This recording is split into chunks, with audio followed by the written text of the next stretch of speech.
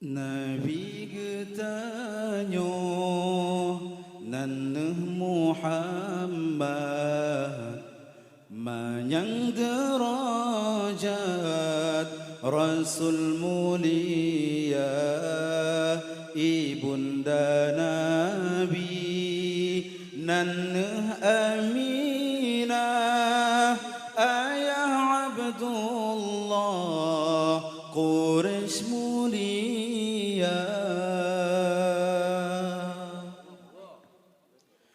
Bunda Aminah binti Wahab bin Abdul Manaf bin Zuhrah bin Kilab ayah da Abdullah bin Abdul Muttalib bin Hashim bin Abdul Manaf bin Qusay bin Kilab bin Murrah bin Ka'ab bin Lu'ay bin Ghalib bin Fihrin bin Malik bin Nidar bin Kinana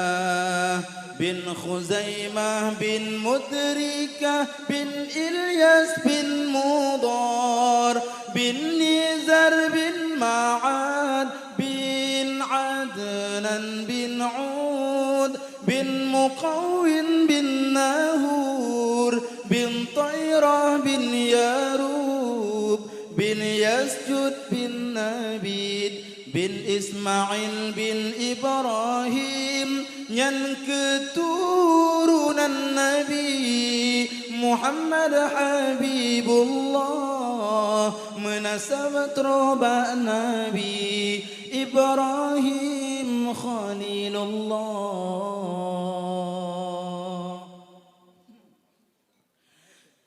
lahir di Nabi di nanggro Mekah nanggro Madinah kubu Maulana uras nanyan tanggai 12 nibatun gajah Rabiul Ula Ummu 2 bulan dalam kandungan ayah sayang netinggai donya yatim lam kandung di Rasulullah katale ayah lahi Maulana kamati apui majusi semua hancur dumpuna patung-patung berhala sampai leura bergetar Ka'bah senang di Ka'bah dengan lahi Maulana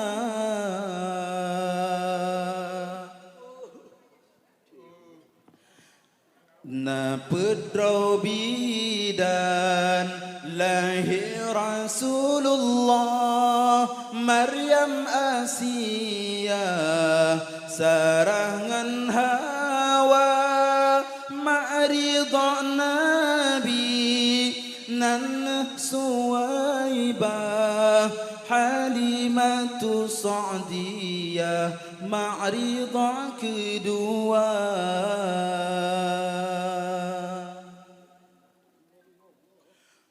Umunam ton di Rasulullah khendaba Allah sakit di pemahana trip sakit wafat Aminah lehtale ayah katan lompo yatim piatu masa cut Nabi hendak Rabbi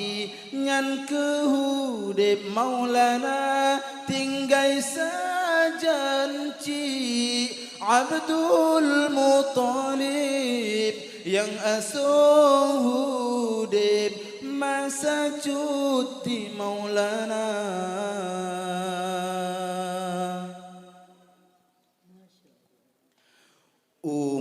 Pun pelotun Nabi Muhammad hendak hadarat wahyu pertama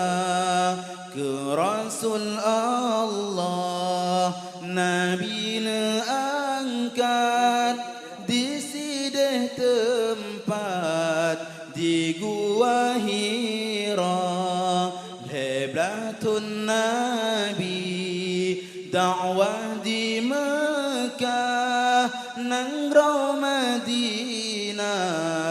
10 tun masa 60 letun umur lebih pet ura